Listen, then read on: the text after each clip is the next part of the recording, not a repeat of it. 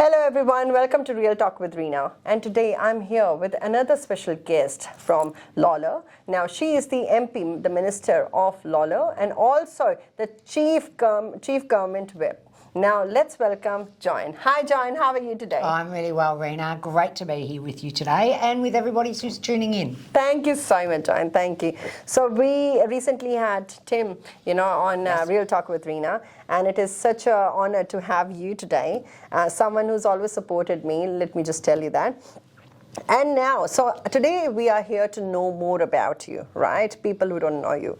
So are you? I've heard that you were born and you've always lived in this area, right? Am I correct? So anyone who's become a new citizen or heard me speak at a citizenship ceremony will know this story.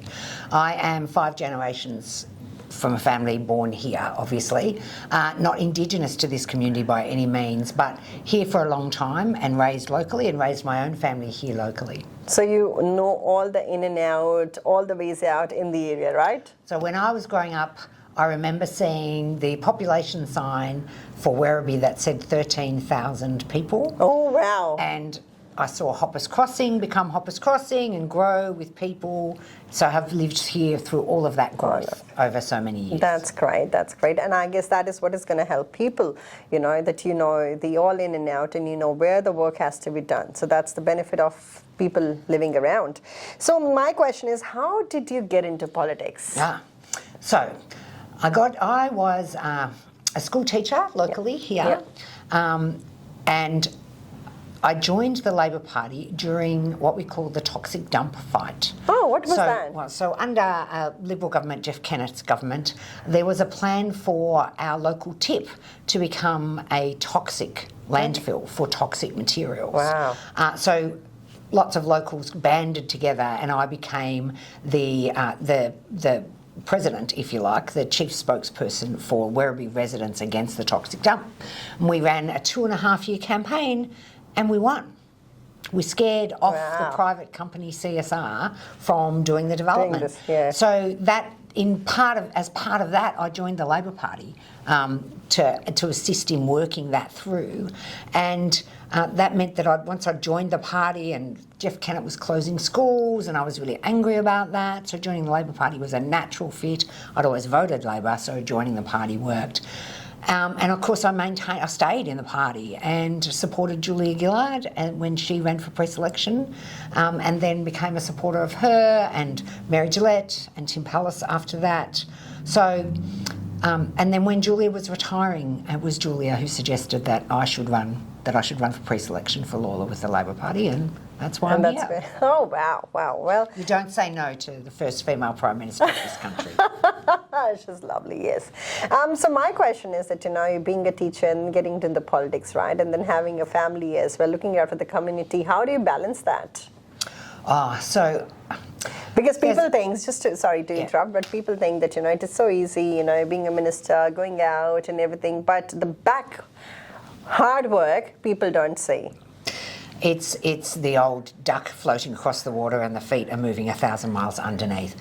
In terms of being a member of Parliament, there are 3 parts to the role.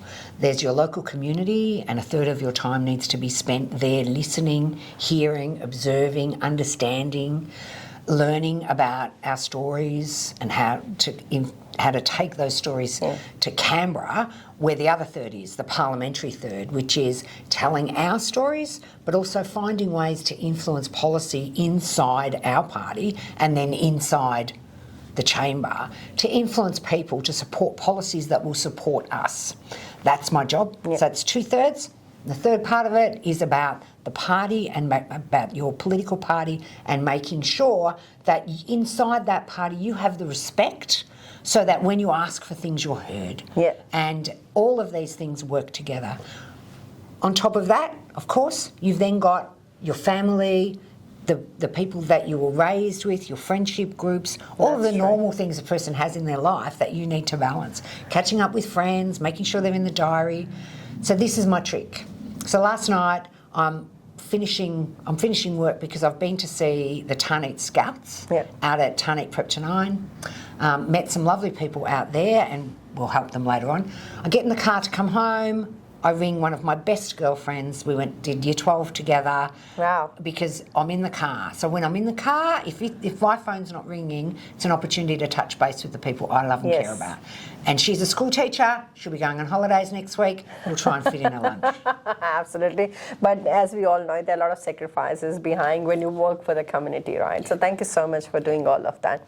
So my next question is that how is the Albanese Labor government delivering cost of living pressures for Lalor residents? Yeah. So this has been basically our primary function since coming to government, because of course inflation had a 6 in front of it, 6% in front of it when we won government. Yeah.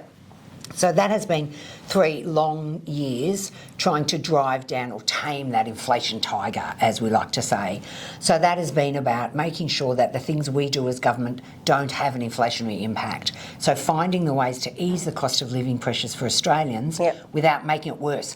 And the worst case scenario when you've got inflation rising is that people lose jobs. Yes. The worst case scenario is not that your mortgage has gone up. The worst case scenario is that in communities like ours, the mortgage has gone up and you've lost your job. Yep. So getting that balance and hoping people can continue to pay the mortgage because we'll ease some pressure somewhere else. That's been our job. Getting wages moving again. That's seen 3 increases to the lowest wage earners through the Fair Work Commission. Getting wages moving in aged care, in childcare, 15% pay rises going there. Tax cuts for every Australian, not just some, so that again puts in some support for families, making medicines cheaper, increasing the people's capacity to go to the doctor for free, and that's been a part of the work. Yes. So I just want to take people through that because this is really important. Under the previous Liberal government, they cut what we call our DPA, a priority area for the health department. When they cut Wyndham out of that, we lost 30% of our GPs. So they cut Wyndham? They cut Wyndham off that list. So we lost 30% of our GPs. So one of the first things we did as a government, one of the first things I asked a minister was I asked Mark Butler to put that back for Wyndham, and he did. Yeah, and that has meant that that general practices, where our GPs work, can employ international doctors, and that's where they get their Australian credentials by doing those after-hours services. And that has brought more doctors back in. And we know in Wyndham, when those doctors come here, start work here, they buy a house, they stay. That's what's happening. So we've got that lifting again. So when our medical GP officers aren't under so much pressure, they're more likely to bulk bill. Yes. So and we've put in an urgent care clinic, which has also meant that people... Yes, I saw that, So we've done all sorts of small little things to make sure that we get the inflation going down without meaning that people have lost their jobs. So really, going into this election, we've got unemployment really low. We've got wages growing again. We've got inflation now with a 2 in front of it. So we've tamed the tiger. Now we get to move forward if we win this election and build the Australia we want to build, because we've been in this battle and we've landed well and demonstrated that we're good economic managers with 2 surpluses under our belts. That's great. So, talking about the, the clinics, right? So the emergency ones. Yes, the urgent care clinic. Urgent care clinics. So how many do we have in Wyndham? One, right? So we've done, we went to the last election promising that we'd do 50. Yeah. We've done 87. Okay. And in this budget, we've budgeted for another 50. Okay. So not every community has one yet. Yeah. And then there's talk that we've also done other things in health, like the women's health with the endometriosis and the pelvic pain clinics. Yes. These are really important because it pulls together general practitioners with a special interest and special skills, and they will train other GPs. Yes. So those things are really important. But I was at the urgent care clinic with the Prime Minister. Yes, I saw that. And saw the data too that shows that it is having an impact in reducing people presenting to the emergency department at the Mercy. And of course, state government have committed, and that building started with the expansion of the Mercy Emergency Department, which we desperately need. We desperately need, and I certainly welcome. Yeah. Thank you. So my next question is, what were your favourite commitments from the Albanese Labor government's 4th budget?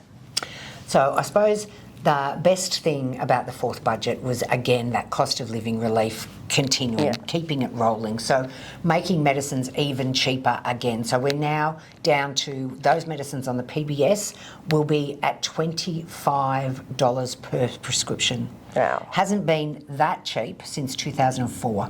So that is a breakthrough. That's not even when I was in the country. Yeah, and, you know, if you think about people, particularly people as they age, they're likely to have 3 or 4 scripts that they're continually repeating. So that's one of my favourites. The other is that we've extended again the rebates for the energy bills. Yeah. So another $150 to support people on those energy bills. So that one's really important too. That's great. And again, further tax cuts. So we did the big tax cuts, and now we've built in another 2 going forward. So basically what we're saying to people is we are committed to making sure that Australian workers earn more and keep more of what they earn. That's the plan. And that is so important because, you know, when you earn and pay so much of tax, that literally, you know, kills you internally.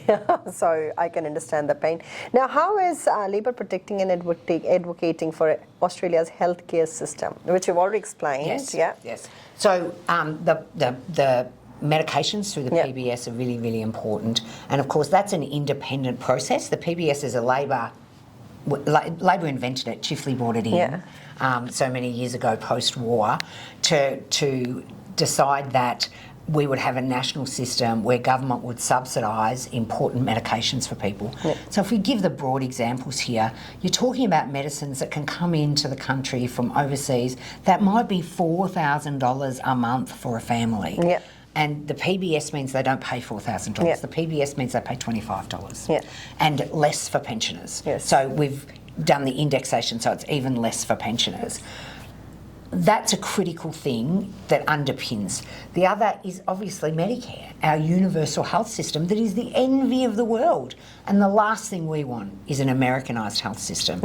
That is the last thing we want. And I remember under the last government, because it was when I was elected, you know, they went to that election promising no cuts to health, no cuts to education.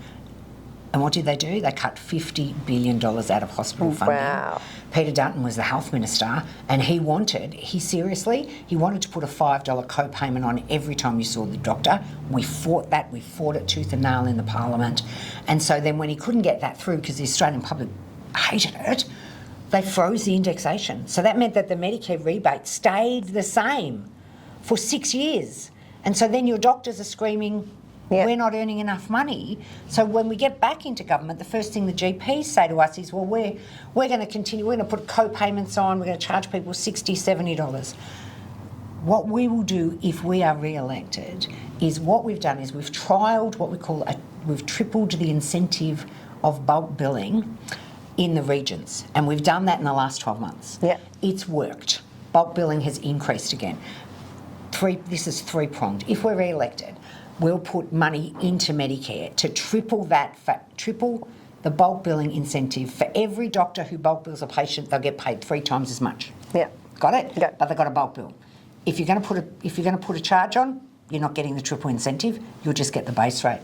Then, if a clinic bulk bills every patient, there's a further incentive. So that will drive clinics going back to being we're all bulk billed. We're a Medicare clinic. And the third is funding to ensure that we're training enough nurses and doctors to keep this universal health system going. I've been to the US. I got sick. I got an abscess. I had to go to one of their emergency clinics. It cost me $700 Australian dollars. Yes, it is a nightmare there. We don't want an American system. Yeah. And I know, I don't trust the opposition that if they get in, that's exactly what they want. Yeah. I hope we don't get that here. I hope we don't too. Thank you. So my next question is, what commitments have been made in, Lolo, to ease congestion on our local roads? And you know, we have got we've got a lot of work done already. Reena, I know how this community feels because I live here. Yeah. So I am stuck in the congestion as well. Now, I no longer drive to the city on the M1 in congestion because my office is here and I live in Werribee. Yeah. But I drive across this city more than most. Yeah. And I do it in peak hour. I know how frustrated people are with this. And I've known since I've been elected the things that we needed to do. Now, state government spent $1.2 billion on roads in the north of the electorate, so Leaks Road, Palmers Road. Yeah. They all got the upgrades and people are happy, much happier. And a lot of work has been done, A lot of work has been done. But at this end, at the Wyndham Vale end, we've got new houses, new developments coming on that are causing that same kind of congestion. And worse, it's congestion now that drives all the way back in or back through. So if you all live in Wyndham Vale and you want to get to Truganina, you're coming all the way in and then out again. Yeah. And so are thousands of cars. So the first thing we did for the last election was Labor committed $57 million federally for the bridge over the railway line. Yeah. The bottom of Ison Road, and state matched it with a $57 million commitment. That is finished, ready to go. Okay. Right? They're rolling out the road surface on it, I think, as we speak. Then from that bridge, there has to be a road that takes it all the way down to the freeway, to the M1. That's happening as we speak. State and local government are paying for that bit of it. But what we've discovered is that on the M1, when we're coming off the interchange, we've got traffic banked back. And this is where I went and got commitments from the federal government to move this. So we've made a $125 million commitment that's been matched by the state government, so $250 million to do the three parts of this. You've got the bottom of the bridge, set of lights. You've got the bridge being widened, this roundabout, set of lights. Then down the bottom, this roundabout, set of lights. So that will now form section 1 of the ring road, will be complete when those works are all finished. Correct. There's a lot of pressure around Bolan Road, and one of the things that we know needs to happen is the Greens Road, McGrath's Road, Bolan Road roundabout. It's a huge roundabout out there. We've committed $40 million. This is all budgeted, the 125 and the 40, they were in my EFO last year. And state are matching that for $40 million. Those works have already started as we speak. And then this week, I was thrilled to be able to announce that stage 2 of this, which I've always thought was the actual key. Yeah. This is the key to opening it up. In our city, we have a river that divides our city. There are 3 crossings of this river. They are 1.4 kilometres apart. There's the Shores Road Bridge, the Werribee Street Bridge and the Ford. We're going to build the bridge over the river that connects Wyndham Vale and Tarneit. This is the game changer. So that $85 million is for the bridge and to support council because they're going to have to do the roads leading out. This is the game changer. It's the commitment to stage 2 of this. This is the piece that I've wanted to do since I was first elected. I know the river like the back of my hand. Yeah. I've lived on the river all my life. When the Ford is closed, when we get a flood, Werribee stops. Nobody can move anywhere. Yeah. This means people will be able to get out to Laverton, to Truganina, out that way for work. It means on a Saturday morning, families will be able to get into the rec centre or go to the golf course or wherever it is that you do your recreation. It will open that up as well. This will be the game changer, and I'm really thrilled that we've made this commitment. That's great. Now, I want to ask you one question. As you can see with the train stations, a lot of people are really stressed out when they have, especially the Tarneit station, right? Do we expect another Tarneit station? Okay, so the regional rail link is something I'm very familiar with. So our Prime Minister, Anthony Albanese, under a previous Labor government, federal government, was the Minister for Infrastructure. He built the regional rail link. Okay. This was his baby. Okay. So he knows about Wyndham Vale Station, he knows about Tarneit Station. I say to him, RRL, Prime Minister, and he starts listing off the costings and what year it was. Yeah. We know it really well. That regional rail link was designed by a federal Labor government to meet the needs from Geelong through to Sunshine to give us another line into the city, take pressure off this line. Means more trains. Means we now have the 2 lanes going. I know the original plans were to have more than those 2 stations in this part of it.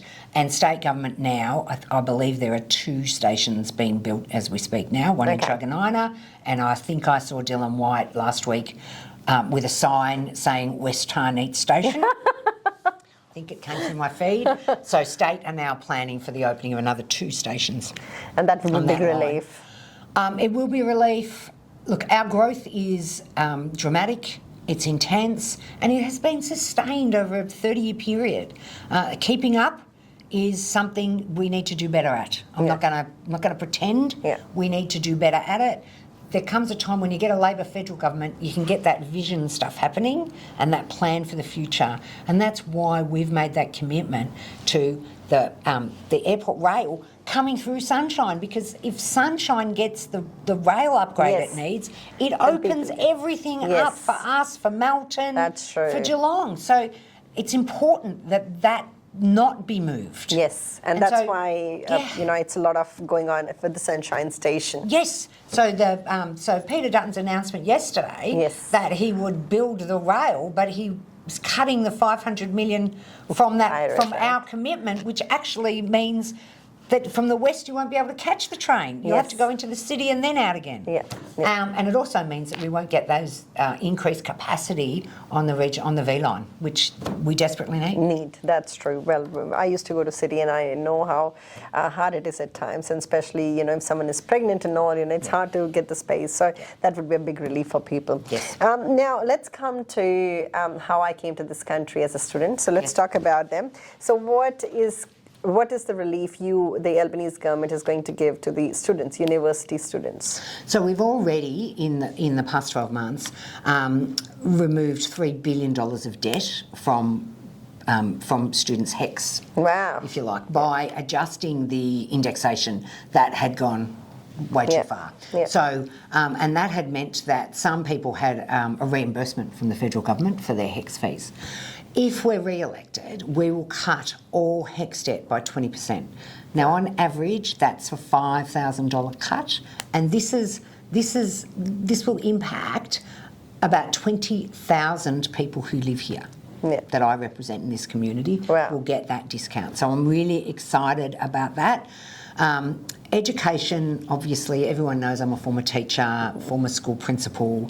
Education is what changes lives. Yes. Health is important, is absolutely critical because it's a fundamental for life. But education gives you a new life. Yes, it that's changes true. your life for the better. So anything we can do to help students. So we've got that on the table around students. The other game changer, of course, has been the fee-free TAFE. And I've been today with some people down at an aged care facility, some of the personal carers I met there who've said to me that they have retrained and gone in and are now been working in aged care, loving their job. I've met with students around this city from VU and Gordon who are doing free TAFE courses, nursing in particular at the Gordon. The students were just loving it. They were so informed about what they wanted to do, where they wanted to work.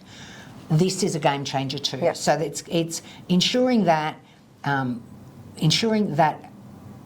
the young people who are growing up in this electorate have every choice in front of them, that their families can be guaranteed that their sons and daughters have the choices, that gamut of choices in front of them. It's absolutely critical. I know you came as an international student and I know what you want for your daughter. I know exactly what you want for your daughter. You want a quality education. Yes. You want her to have That's what we've come here for. Every choice in the world. I'm really proud that in our community that advocacy from myself and from my state Labor colleagues has meant that we have significantly built schools, good schools, schools that tell students they're valued, because your amenities do carry that message to you. Yes. And when I go and visit our schools now and we go back and we double down and we're rebuilding things in some of our older schools, this just makes me smile, because I know for the children, they suddenly feel more valued because there's an investment in their future. Yeah. So a lot of people in the community, ask this question from the ministers, which I'm going to ask you as well. That what all during your term have you done for the schools around in your for the education? So what have you done? So that they know, and so because they keep questioning this. Yes, so schools are primary and secondary schools are a state responsibility in terms of public schools. So the same as hospitals are. So what we've done as a federal government, what I do as a local member is, anyone who watches my Facebook page knows how much I support the schools. Yes. So I like to always be informed so that if I get an opportunity to talk to my state colleagues about a particular need in a school, that I'm fresh with it, I've got it there, I can draw their attention to things that are needed or required. Second, I understand how hard teachers work and how hard the principals work. So I'm in their schools making sure they feel supported. I've got your back. Yeah. I understand the complexity of the work that you do. I understand the challenges, and I will always be advocating for you. Thirdly, I understand that our young people need to see what they want to be. Yeah. So I want to make sure every student in our schools knows that I was born here and that I'm a federal member of parliament. Yeah. I want them to understand that they can be a federal member of parliament, that they can be the Prime Minister of this country. That's what I want them to see and understand. That's awesome. And that's why I work so hard in there. I also want young people to understand that leading does not mean telling people what to do. Yeah. It means being able to influence decisions, which means you need to understand them. Taking feedbacks and exactly, and working on them. So there's that. But what we've done as a government, the most important thing we've done is we have signed the agreements with every state to make sure that every school is going to meet its student resource standard. Yeah. So this is 15 years ago, Julia Gillard, as Education Minister, got David Gonski to look into education to see what we needed for Australia to be successful. Yeah. David Gonski came back and said there is this number that's called the Student Resource Standard that we need to fund every school per student, this bottom line, and then we need to do things to top up where we've got disadvantage. And what we've done this year is every state and territory has signed on the dotted line so that every student will be getting that amount of money into the school to support them. This is a major thing. And we've done the same with the health agreements so that every state and territory has signed up so that we can support the public health sector in terms of hospitals. So they're both record amounts going in, but that's what we've done. I'm really proud to say that as a first-term Labor government, we're going to make sure that every student in Wyndham, every student in Lalor is going to get that student resource standard money delivered to the school to support them, and that then the needs-based funding will come on top. That's great. So my question anyhow was coming that, what does the fully funded public school means for the Victorian children? This They're completely fully funded. Fully funded, that's right, that because the SRS is going to be met. Yeah. So what that means is that the Commonwealth are going to pay 25% of that SRS for every student in the state's system, and the states will pay the other 75%. Okay. Yeah? So it means that we're going to get to that student resource standard, and that is a game changer in schools. That means more teachers. That means work on the things that we know work. So evidence-based, where we know it will work. So it's not just throwing money at something, it's targeted, it's strategic. So we know that a particular thing to happen in grade preps is that we need to assess where everybody is on their knowledge of the alphabet as a baseline piece of data. It's that simple stuff. We know which strategies the school should employ to move every child along that continuum. So that's what it's about. That's great, and I hope that helps a lot of children and the families. Yes. Right? Now, what expansions have we made to help to the Help to Buy scheme? And what is that scheme? This one's really exciting. Yeah. So this goes to federal in Lalor that have been assisted already. Wow. So there are 1,500 people in houses now who have already that used the scheme. would not have gotten in there without this scheme, and we've now expanded it. We've raised the cap of what you can spend, and we've raised the cap on what you can earn, what you're earning. So we've made more people eligible, and we've made it eligible so they can buy more expensive homes. Great. So and if they have to use the scheme, where do they go? Do they go to... They go to the bank. Go to the bank, and that's the banks will know about it, and they know about the eligibility, so they should go and talk to the banks. Oh, awesome. Well, that would help a lot of people get their dream home. Yes. Yeah, which... And that foot in the door, all of those things. We've also... The Help to Buy has also been interesting because you don't have to be a married couple. Oh. You can be a brother and sister. You can... Okay, yeah, that's great, because the deposit is where people get stuck over the years, whereas they can pay the mortgage, but it's a deposit they can't collect, right? Well, thank you so much. Yeah. Thank you. My last question would be to you is that, a lot of people are confused, so it's people who are not Labour member, Liberal member, right? They get confused where to go, what to vote, how to vote, or, whom to vote. So what would be your advice to the people if you just look at the camera and talk to them? Talk to them and tell them. Talk directly to you. Yes. Talk directly to you. Yes. A one-term federal Labor government has already worked for 3 years to make our lives better. A second-term Labor government needs the opportunity and should get the opportunity to make that happen. You control that. You control that. We want to keep building Australia. We want to build Australia better. We need your support. We need your vote. We need a second-term federal Labor government. We need a second-term Albanese Labor government. Thank you so much, Joanne. So that was Joanne with us, and if you would have seen her in Wyndham a lot of time with, she's come to our events, and I've seen her all mixed up with all the communities, okay? So if you are confused to vote, you can go on to her page, her Facebook page, on her website, and which the details would be there below, and you would be able to see how well they have worked. So guys, don't forget to vote on 3rd of May. 3rd of May. Right, vote 1 for Joanne Ryan, for Lawler, and make sure we have the right government back again. Thank you.